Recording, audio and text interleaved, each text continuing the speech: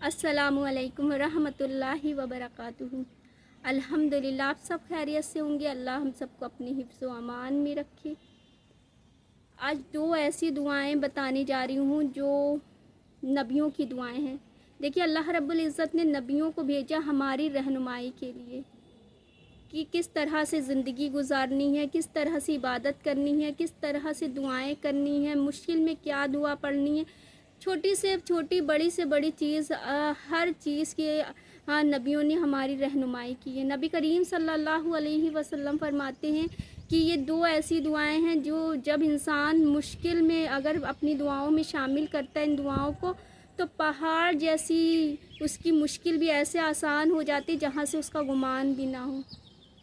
तो उन दुआओं से बताने से पहले मैं उन नबियों के वाक़ये बता देती हूँ कि किस वक्त में उन्होंने उन दुआओं को पढ़ा और अल्लाह ने किस तरह से उनकी मुश्किलों को आसान कर दिया।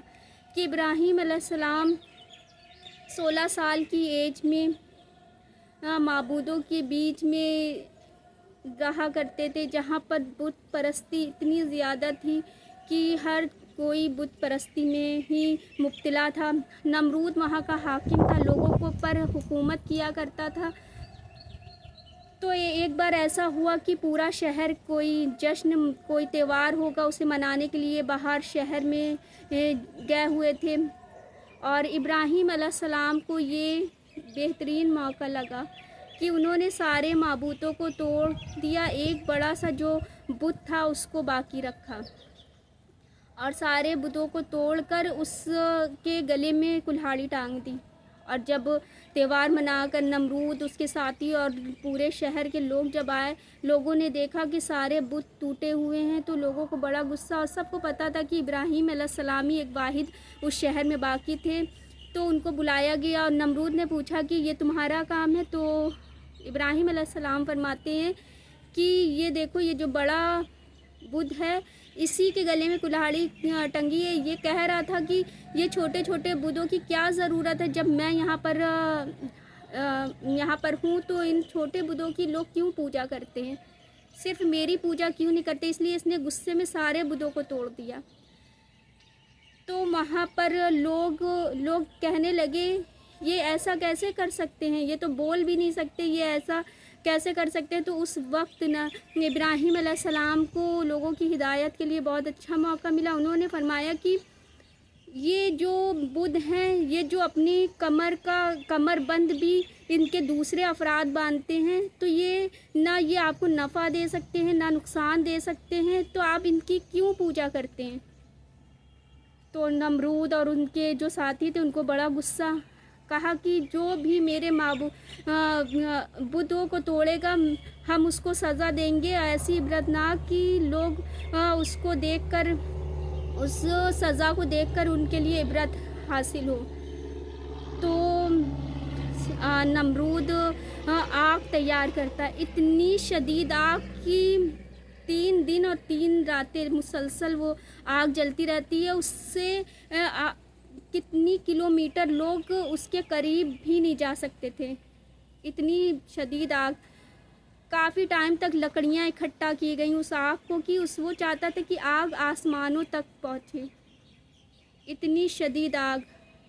और उसमें जब इब्राहीम अलैहिस्सलाम को डालना चाहा तो किस तरह से कोई राज़ी नहीं उसमें डालने के लिए, क्योंकि इतनी शदीद कि अगर कोई उसके 7-8 किलोमीटर भी अगर जाता तो झुलस के वो ख़त्म हो जाता, इतनी शदीद आग थी उसकी। तो ये हुआ कि जो जंगों में मंजनी इस्तेमाल की जाती थी उसमें डालकर इब्राहीम अलैहिस्सलाम को आग में फेंका जाए। तो ज़मीन पर जब उनका कोई मददगार नहीं था, तो जिब्रील अलैहिस्सलाम हाज़िर होते हैं और इब्राहीम अलैहिस्सलाम से फरमाते हैं कि आपको मेरी मदद की ज़रूरत है। तो इब्राहीम अलैहिस्सलाम फरमाते हैं कि अल्लाह मुझे देखता है। तो जिब्रील अलैहिस्सलाम फरमाते हैं कि बेशक अल्लाह आपको देखता है। कहते हैं कि आप मुझे अल्लाह सुनता है? तो कहते हैं बेशक अल्लाह आपको सुनता है। कहने लगे जो कुछ मेरे साथ हो रहा है इससे अल्लाह वाकिफ़ है? कहते हैं बेशक अल्लाह हर चीज़ से वाकिफ़ है। कहा कि फिर अपनी हाथों को बुलंद करके कहा कि हस्बुनल्लाहु व निअमल वकील, कि अल्लाह میرے لیے اللہ کافی، مجھے کسی کی مدد کی ضرورت نہیں ہے۔ تو جب منجونی میں ڈالا جاتا، ان کو ابراہیم علیہ السلام کو ڈال کر آگ میں پھینکا جاتا ہے، تو اللہ رب العزت معجزے کی طرح، جو اتنی شدید آگ اس میں جب ڈالا تو وہ آگ ٹھنڈی ہو گئی اللہ کے حکم سے، اور اس آگ کو اللہ نے اتنی ٹھنڈی کر دیا کہ ان کو تھوڑی سی اس میں سردی محسوس ہوئی۔ اللہ رب العزت نے فرمایا کہ سلامتی والی ہو جاؤ۔ تو دیکھیے اس طرح سے اللہ، بے شک اللہ، آپ جب مشکلوں میں ہیں، آپ کو لگ رہا ہے کہ یہ اس کا کوئی حل نہیں ہے، لیکن جب یقین کے ساتھ ہم دعا پڑھتے ہیں تو بے شک ہمارے لیے آسانیاں ہوتی ہیں۔ اس میں وہ لوگوں کو نظر آ رہا ہے کہ یہ مشکل میں ہے، لیکن وہ معجزے کی طرح اللہ اس مشکلوں کو آسان کر دیتے جب ہم اس دعا کو پڑھتے ہیں۔ اور اس دعا کا ذکر آل عمران آیت نمبر 173 میں بھی ہے کہ ہمیں جب بھی ہم مشکل میں ہوں تو اس دعا کو ضرور پڑھیں کہ اللہ میرے لیے کافی ہے، حسبنا اللہ و نعم الوکیل۔ اور دوسری دعا یہ ہے کہ جب یونس علیہ السلام اپنی قوم سے مایوس ہو جاتے ہیں کہ وہ تبلیغ کا کام کرتے ہیں، کوئی ان کے باتوں پر ایمان نہیں لاتا ہے، اللہ پر ایمان نہیں لاتا ہے، تو وہ مایوس ہو جاتے ہیں اور بتاتے ہیں کہ یہاں پر عذاب آنے والا ہے، لوگ یقین نہیں کرتے، اور مایوس ہو کر وہ اس شہر کو چھوڑ کر بنا اللہ کے حکم کے اپنی قوم کو چھوڑ کر ایک کشتی میں سوار ہو جاتے ہیں، اور کشتی میں جب سوار ہوتے ہیں وہ سمندر میں لہریں اور طوفان کا آنا، تو لوگ کہتے ہیں کہ کوئی ایسا اس کشتی میں ہے جو اپنے مالک کی اجازت کے بنا ہے۔ تو یونس علیہ السلام کو یاد آتا ہے کہ وہ بنا اللہ کے حکم کے اپنی قوم کو چھوڑ کر آ گئے، تو انہوں نے فرمایا کہ میں ہی ہوں جو اپنے مالک کے حکم کے بغیر اس کشتی میں سوار ہوں۔ تو لوگوں نے اتنے زیادہ لوگوں کی جان بچانے کے لیے یونس علیہ السلام کو یونس علیہ السلام کو سمندر میں پھینک دیا، جو ایک بڑی سی مچھلی نے ان کو نگل لیا، اور اللہ رب العزت نے فرمایا کہ یہ تمہاری غذا نہیں ہے۔ تو یونس علیہ السلام کو پتہ تھا کہ اس پوری دنیا بھی اکٹھا ہو جائے تو بھی ان کی مدد نہیں کر سکتی، وہی مدد کر سکتا ہے جو سمندروں میں لہریں لاتا ہے، جو آسمان سے بارش برساتا ہے، جو موسم کو تبدیل کرتا ہے، جو رات کو دن میں لاتا ہے، دن کو رات میں تبدیل کرتا ہے، وہی مدد کر سکتا ہے۔ تو انہوں نے مچھلی کے پیٹ میں اپنے اللہ سے اتنی دعائیں، ہاتھ بلند کر کے دعائیں کی کہ لا الہ الا انت سبحانک انی کنت من الظالمین، بے شک میں ہی ظالم ہوں، میں نے اپنی جان پر ظلم کیا ہے، تو پاک ہے میرے اللہ، تو مجھے بخش دے۔ جب انہوں نے یہ دعا کی تو اللہ نے ان کی مشکل کو آسان کیا اور اس مچھلی کے پیٹ سے انہیں باہر نکالا۔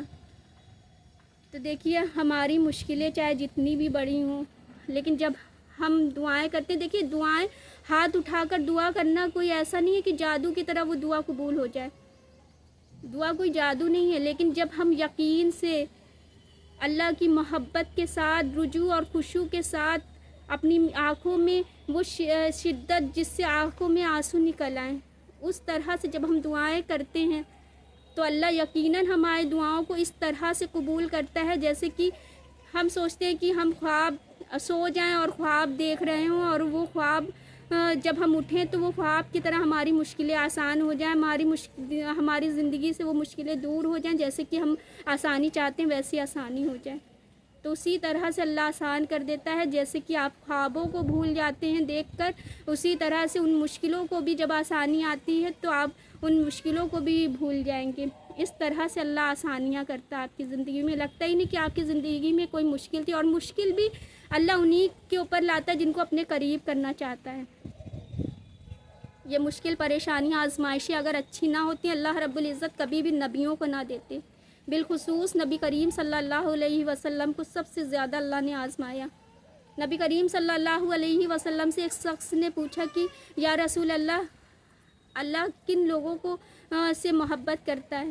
تو فرمایا کہ جن کو اللہ سب سے زیادہ آزماتا ہے، کہ انہوں نے فرمایا کہ نبیوں کو اللہ نے سب سے زیادہ آزمایا۔ क्योंकि उनसे सबसे ज़्यादा मोहब्बत करते, फिर उससे जो जब उससे कम जिसको मोहब्बत करते फिर उसको आज़माते, फिर उससे जब जितना कम मोहब्बत करते उतना ही अल्लाह उसको आज़माता है। तो इससे पता चलता है जिस पर जितनी बड़ी आज़माइश आती है अल्लाह उसको उतना ही ज़्यादा पसंद करता है, उससे जितना ही ज़्यादा करीब होता है उससे उतने ही ज़्यादा मोहब्बत करता है।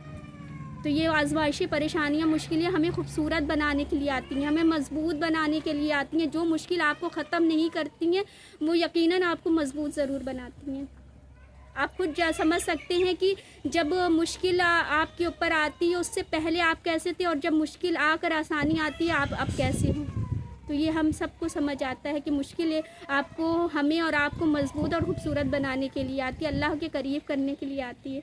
तो चाहते अब आपसे इजाज़त, जज़ाकल्लाहु खैर।